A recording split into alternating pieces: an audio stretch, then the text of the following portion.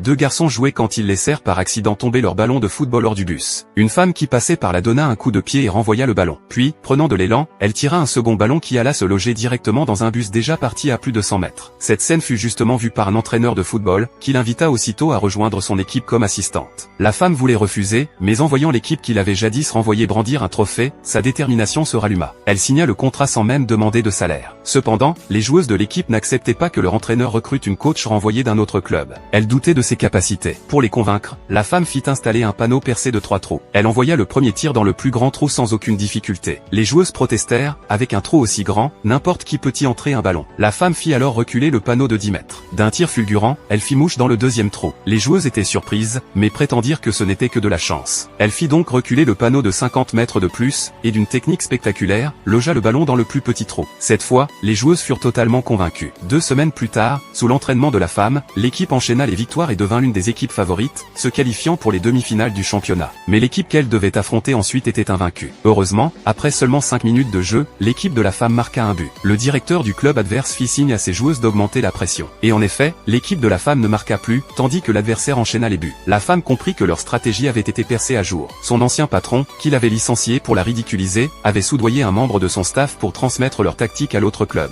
Elle réagit immédiatement et modifia la stratégie, demandant à ses joueuses d'utiliser les techniques secrètes qu'elles avaient entraînées en cachette. Au début de la seconde mi-temps, son équipe révéla toute sa puissance et remonta le score. Voyant cela, le directeur adverse commença à recourir aux fautes. Les joueuses adverses bloquaient volontairement celles de la femme, mais l'arbitre prétendait ne rien voir, allant même jusqu'à sortir un carton jaune pour l'entraîneur principal qui protestait. Puis les adversaires devinrent encore plus agressives, reprirent l'avantage et allèrent jusqu'à renverser une joueuse afin de l'empêcher de continuer le match. Le match fut interrompu, la capitaine fut évacuée, et l'équipe n'avait plus de remplaçante. Il ne restait que 9 minutes, et il leur fallait encore 5 buts pour gagner. Face aux provocations, les joueuses refusaient d'abandonner. L'entraîneur ordonna alors à la femme d'entrer sur le terrain. C'est là qu'elle découvrit que le contrat qu'elle avait signé était en réalité un contrat de joueuse, et qu'elle était inscrite comme remplaçante depuis le début. Elle éclata de colère. J'ai dit que je ne jouerais plus jamais. 5 ans plus tôt, alors qu'elle était capitaine et s'apprêtait à disputer la finale, elle avait appris qu'elle était enceinte. Elle devait choisir entre sa famille, le rêve de victoire de son entraîneur, et la confiance des supporters. Finalement, elle avait décidé de se retirer de la finale.